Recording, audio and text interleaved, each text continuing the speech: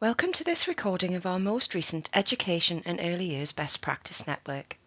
My name is Gemma McGregor and I'm the Provider Development Officer for the Education and Early Years T-Level at NCFE. During this session, we're going to explore stretching and challenging our T-Level students.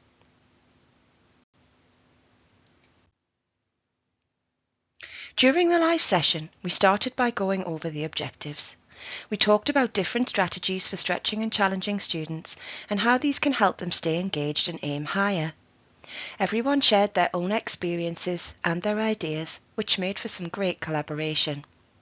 We also worked on creating practical steps that you could take back to your classrooms to help inspire your students to achieve more. We also highlighted the Best Practice Code of Conduct. This document was created collaboratively with your input from the first session.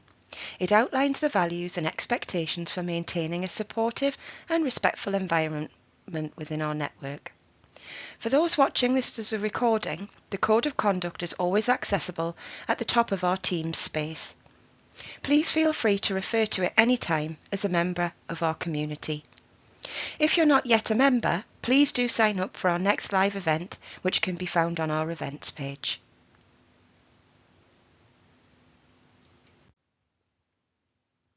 Please do also take a look at the Best Practice Network Workbook and how it's designed to support you in developing your teaching practice. It's got sections to help you set goals, track your progress, and see the impact of the strategies you're using. If you're watching this recording, just a reminder that you can access the workbook through our Teams space. It's a great tool to help you reflect, plan, and grow as you try out new approaches in your classroom.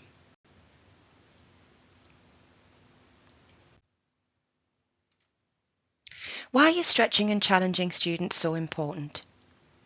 One point we covered in our discussion was the Pygmalion effect, based on research by Rosenthal and Jacobson in 1968. It shows how high teacher expectations can significantly boost student performance. It's a really interesting study, and if you're watching this back, it's definitely worth looking into further. We also discussed how challenging tasks don't just keep students engaged, they actually help improve their understanding and focus. Tackling complex problems sharpens both analytical and creative problem-solving skills, which are so important. Plus, we noted that challenges help students build resilience and better cope with any setbacks. And finally, we touched on how rigorous learning experiences, like those in T-levels, increase university graduation rates, setting students up for a successful future.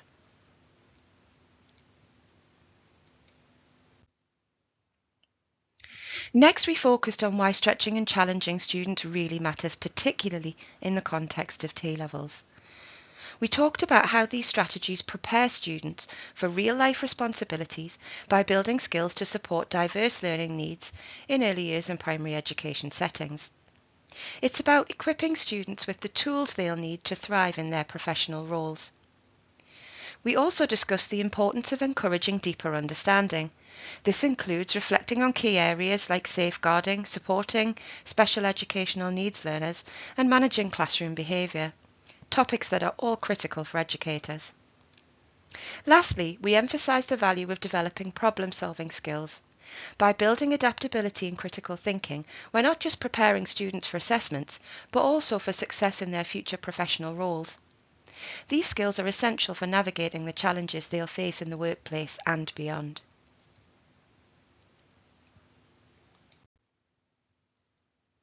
We then asked participants to visit our Padlet sandbox. If you're watching this as a recording, you can access this via the QR code on screen or the link below in the video description.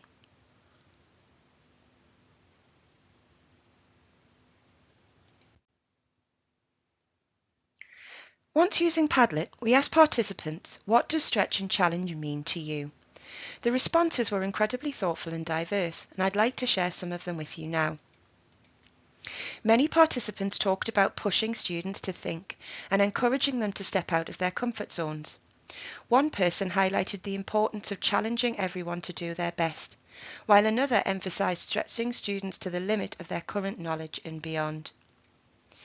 We also discussed how Stretch and Challenge can be about supporting students to take on feedback and use it to improve. One participant mentioned encouraging students to be brave and to take risks in their learning. Others referenced educational theories, like Vygotsky's zone of proximal development, to explain how students can achieve more with the right level of challenge and support. It was clear that Stretch and Challenge means helping students go beyond what they think they can do, while also giving them the tools and support to succeed. For those watching the recording, feel free to reflect on what Stretch and Challenge means to you and how you incorporate it into your own teaching.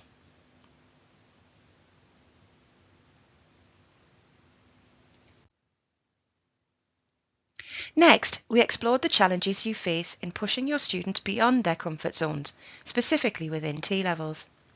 Here are some of the responses that we shared, and I think they're worth reflecting on. Many participants highlighted that students often feel a lack of confidence in themselves or fear making mistakes. Some mentioned that students can feel embarrassed if they think they're not as good as others, or they're simply afraid of failing. Peer pressure was also a common challenge noted, as well as the fear of getting the answers wrong. Others talked about the logistical and emotional difficulties. For example, students might feel rushed and not have enough time to think before responding to a question, or they might need more time to be creative. Participants also emphasised the difficulty of balancing the pace of learning to ensure that no one feels left behind. An important point was that not every student is eager to be challenged. Some are just happy getting by, and convincing them that it's worth the effort can be tough. One participant summed this up by saying if you push too hard, students might feel stressed. Take a moment to think about how these challenges align with your own experiences and how you might address them in your classroom.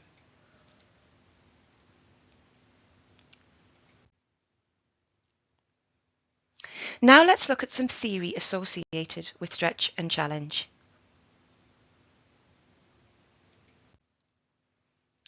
T-level students often face advanced and unfamiliar content, which can be challenging and at times intimidating.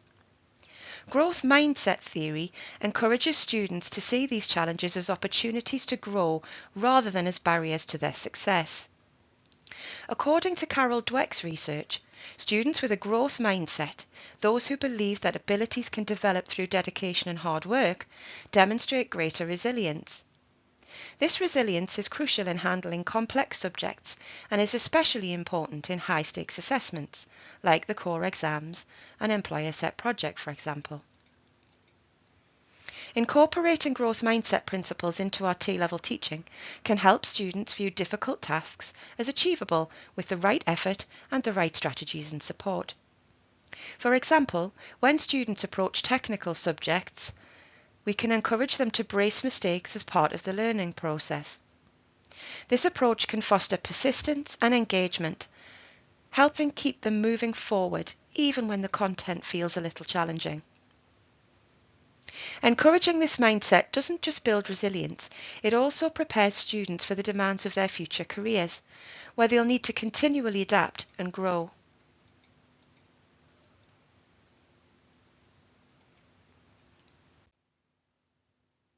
So how can we encourage a growth mindset in T-level students? Firstly, we analyse mistakes to identify opportunities to learn more. After an assessment or practical task, hold a mistake analysis session where students review their errors and identify what they learned from each one. During a mock activity planning session, if a student overlooks a child's individual needs, for example, they could analyse how this impacts the activity and develop strategies to incorporate differentiation next time. Set goals focused on effort and improvement. At the beginning of a term, have students set specific, measurable goals for skills they'd like to develop, such as I'll create at least 3 activity plans that align with the EYFS framework, or I'll practice giving feedback to children in a positive and constructive way. Regularly revisit these goals to discuss progress and reflect on achievements. You can use yet language to encourage progress. Encourage students to use yet in their self-assessments. I haven't mastered writing detailed observations of a child's behaviour yet. This simple language shift fosters a mindset that success is achievable through consistent effort. Celebrate effort and perseverance, not just overall achievement. You could set up a growth wall in the classroom or on a virtual platform like Padlet or Nearpod, where students can post achievements related to their efforts. For example, I rehearsed delivering storytelling and felt much more comfortable engaging the children today. Highlighting perseverance creates a positive classroom culture that values growth. Encourage reflection through learning journals. Have students maintain a learning journal, either on paper or electronic, where they track progress, challenges and strategies for overcoming difficulties. Students could record experiences designing activities for different age groups of children, for example, and note how the children responded to them, helping refine their future approaches. And discuss growth mindset in class. Use a short video or story on growth mindset to kick off a discussion. Encourage students to share personal experiences. Share examples of times when working through challenges, for example, managing group dynamics within a setting, led to better outcomes. Relate these discussions back to how their T-level skills develop through both effort and practice. And model a growth mindset as their teacher. Share your own learning journey with your students. Tell them you've been experimenting with new methods for giving feedback to them, and some are working better than others, and here's what you've learned so far. This demonstrates to students that learning is a lifelong process. And provide constructive feedback focused on improvement. When grading or giving feedback on assignments, include specific guidance on areas for improvement rather than just a grade. For example, when evaluating a lesson plan, instead of just marking the errors, provide some specific suggestions, such as consider how you could adapt this activity to include children with different learning styles or needs.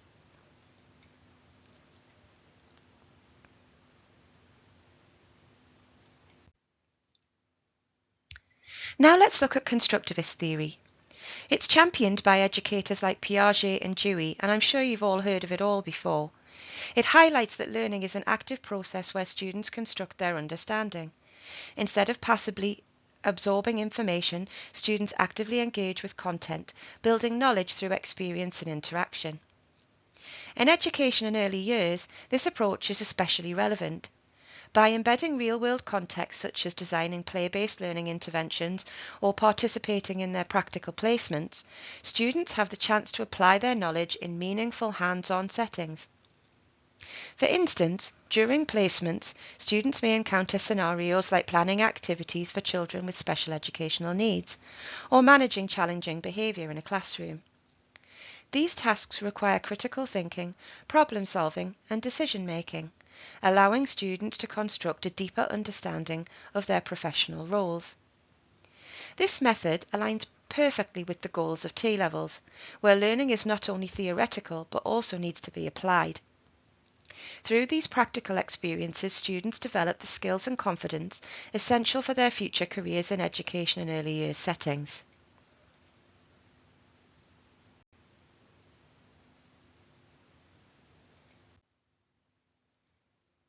Here, let's look at a range of constructivist strategies that can be used in T-level classrooms. These include problem-based learning, collaborative projects, experiential simulations, scaffolded inquiry-based learning, reflection and self-assessment, and also working with real-world case studies or role plays. Each strategy is designed to help students connect the theory they're learning to their practice and build crucial skills for their future roles.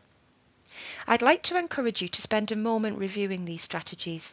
Think about how they compare with or relate to the approaches you currently use in your classroom.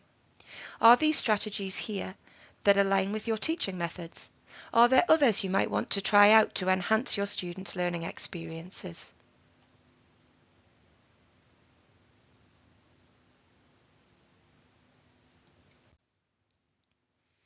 Next, let's look at self-determination theory, or SDT.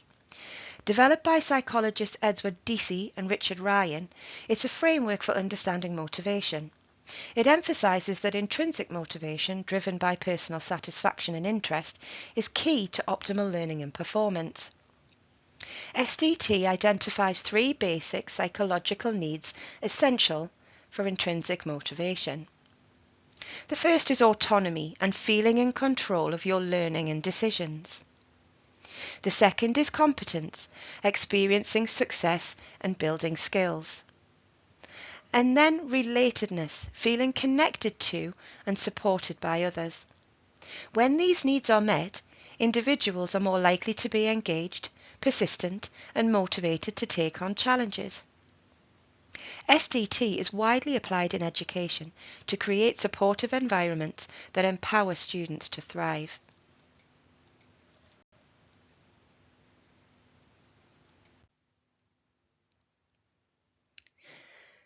Provide choices and self-directed projects.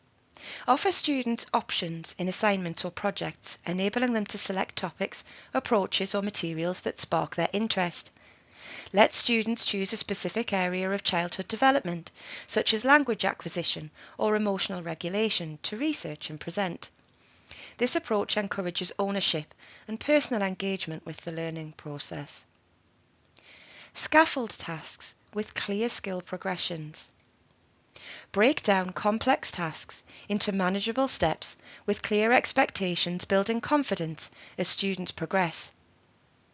Teach students how to design a play-based learning activity, for example, by starting with theory and moving to guided practice, and culminating in independent implementation with peer feedback.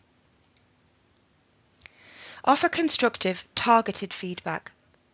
Provide actionable feedback and specific feedback that highlights strengths and gives clear directions for improvement.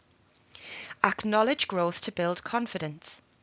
After a classroom behaviour management activity, you could provide feedback on the students' use of strategies, such as positive reinforcement and de-escalation techniques, emphasising both successes and areas for improvement.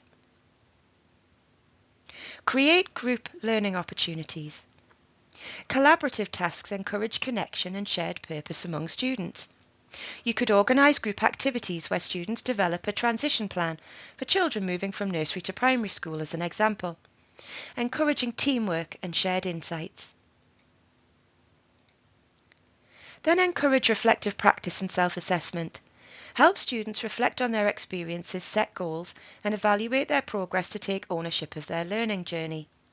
After completing a role-play scenario on safeguarding, for example, have students assess their own performance, set goals for improvement, and identify areas of success to develop critical awareness and independence. And connect learning to real-world applications. Link classroom learning to real-world contexts in education in early years, making it relevant and purposeful. Show your students how theories of child development apply to practical situations, like designing activities that support special educational needs learners, to highlight the real-world impact and value of their skills.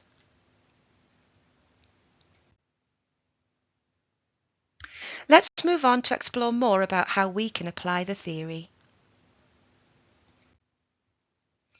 During the live session, participants discussed this case study on screen and shared their recommendations for how Miss Green could approach these challenges. If you're watching the recording, why not pause here and take part yourself? Think about what strategies you'd suggest to help her students develop deeper critical thinking and more independence in their learning. I'm going to share some of the live session comments on the next slide.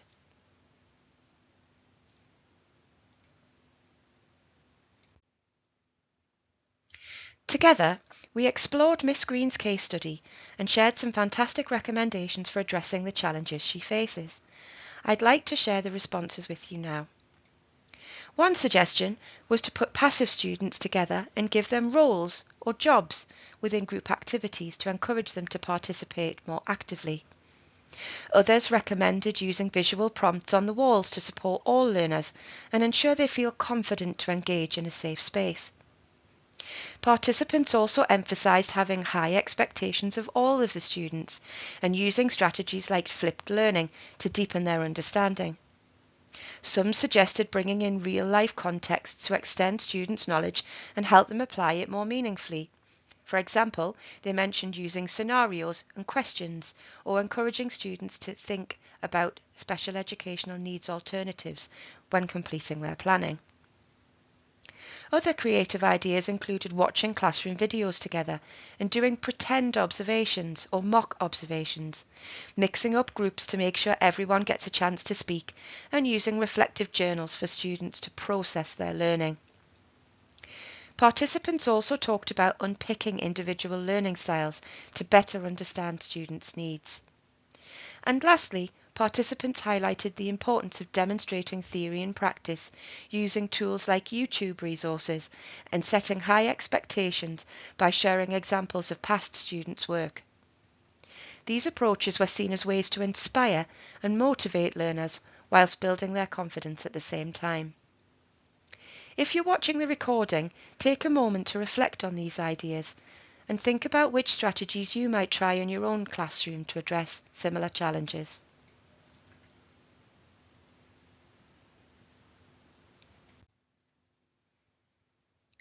We then came together to reflect on what we'd learned from evaluating Miss Green's practice. Again, the group shared some fantastic insights and suggestions.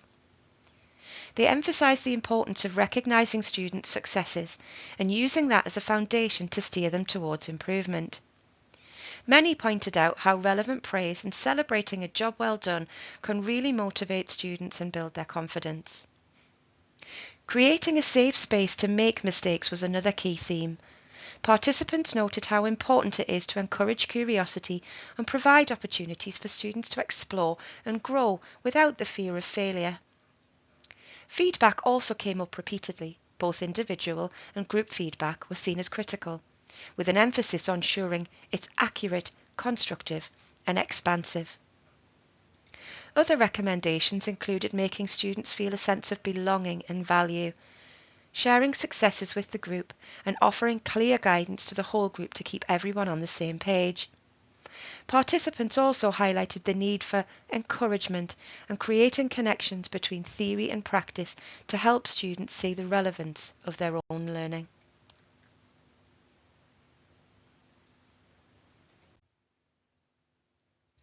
This Padlet card compiles a range of helpful resources related to topics we discussed in this session, including growth mindset, high expectations, SDT, and student success. These sources provide deeper insights and practical ideas to support your teaching practice. You'll find a mixture of videos, articles, and research papers here. For example, there's a video on leadership and the Pygmalion effect, which ties into our earlier discussion on how high expectations can boost student performance. You'll also see links to studies on the impact of behaviour and well-being on educational outcomes, along with tools like the Education Endowment Foundation's research on effective teaching strategies. If you're watching this as a recording, I really do encourage you to explore these resources in your own time. They're designed to give you both theoretical insights and practical strategies you can apply in your classroom. You can access this Padlet through the QR code on the slide I showed earlier or the link in the video description below.